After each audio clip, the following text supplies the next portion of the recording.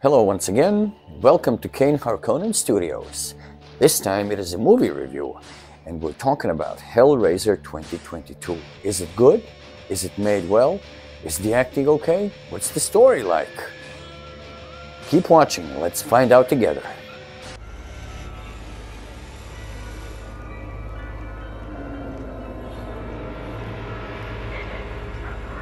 A little bit of an intro. So, Hellraiser 2022, well, it's a 2022 American supernatural horror movie directed by David Bruckner. It is the 11th installment in the Hellraiser series, and it is an adaptation of the 1986 novella The Hellbound Heart by Clive Barker. First on the agenda, visual and sound effects. Now, let me first start and say that for both of these sections, both with visual and sound effects, the movie is sort of a hit and miss at the same time. There are parts that are done really exceptionally well, and there are parts that looks like they cheaped out on a budget extremely. So let me explain what I mean.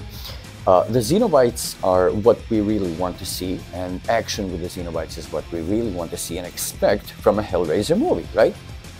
But they are presented quite well from the middle to the end of the movie, but at the first two sequences of Cenobites showing up with their blue light and the dreariness of situation that you're trying to achieve, that is a total miss. It looks like they rushed it out, they cheaped out on special effects, the lighting wasn't done right. Once you watch it, the first two Cenobite appearances, you will also probably notice the same thing. Murder sequences and where just people get hurt are presented very well. There's effects of blood and stretching of the skin, all of the regular Hellraiser things that we love and learn to expect are presented very well. That being said, sound is also exceptionally well done at certain situations. Sometimes it is a miss. Well, you will notice that it hasn't been presented up to the standard of the special effect, visual special effect being used currently. I am not going to give away what I mean, but you will notice it yourself as well. The acting was done well. Sometimes the actors weren't engaged enough in the story, but those are rare instances.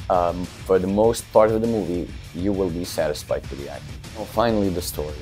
And now, the story of this movie is where this movie, the Hellraiser 2022, falls short seriously.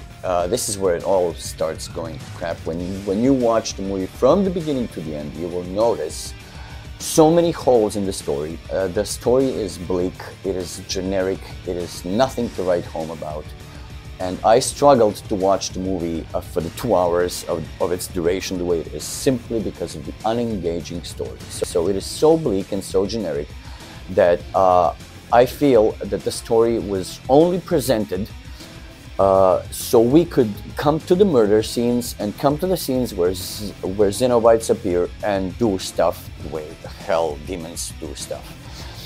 Also, the story has inconsistencies, very many of them. Like the opening sequence of the story goes with Serena, this lawyer, this Ronald Vogt, millionaire that's obsessed with hedonism and blah blah blah, travels to Yugoslavia, and she picks up this object from this Lorenzo random dude in a random box, which is okay, an opening. You want to make a mysterious opening, no problem. But usually with the movies like this, the mysterious opening will be explained later in the movie. That's the reason it was mysterious to begin with.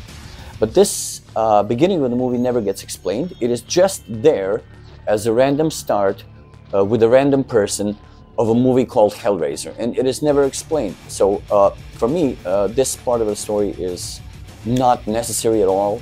If you want to start a story, how they find the box, we all know what the box is, right? The aperture that they assemble. And then give us a later explanation. Why was it in Yugoslavia? How did it come into possession of this Lorenzo guy? Like, give us hints or some kind of an explanation. You cannot just start a story and then not explain it. And this happens many times in the movie as well. Second, the story is filled, and I'm talking filled, with unimportant information about involved people, about Riley, who is the main protagonist of the movie, about her boyfriend Trevor, about her brother Matt and his boyfriend Colin. There are many instances, and especially sex scenes. We got, I think, 2 of them, or maybe even 3 in the movie, that are just not supposed to be there. Now, I'm not saying that I have anything against sex scenes or against gay sex scenes or hetero sex scenes. That's not my concern. My concern is these sex scenes are there for no reason other than to just keep us watchers watching. So this is the way this is a cheap way to just have the audience watching for more because people got naked, which is totally, in this movie, unimportant. Like, if I want to watch a sex scene, there are porno movies for that, right? No, strike that. The movie ending itself, I won't spoil anything, the movie ending itself makes no sense. You will wonder, when the ending of the movie appears, you will be like, why did this happen? And if I understand who the guy is that it happened to, why did it happen in the first place? Like, don't the Cenobites already have G-O-D, the demonic one, right? So what's the purpose of it all? It doesn't make any sense. They are these conniving, cunning creatures that twist your wishes and always make you suffer in a way, which is good. I like how they are made, their characters, and how they are presented. And sometimes they are presented like this really demonic creatures that you would be afraid of, and sometimes they're just bleak guys that show up to chain you up and then they just go away, which also makes no sense. Conclusion time. Do I recommend for you to watch Hellraiser 2022, a reboot readaptation of the familiar franchise? I will say both yes and no. Yes, go watch it if you're a Hellraiser enthusiast and if you're a big fan and if you have been creaming for a reboot and all you want to see some cool effects of Cenobites, how they show up and how they do murder scenes and how they torture people. But no, don't watch this movie. If you're anybody else who just wants to find a good horror movie, I am definitely sure you can spend those 2 hours watching some other good horror movie. So that is it for today's review, ladies and gentlemen. I hope you liked the review, and if you did and if you didn't, please write in the comments what you liked about it and what you didn't like.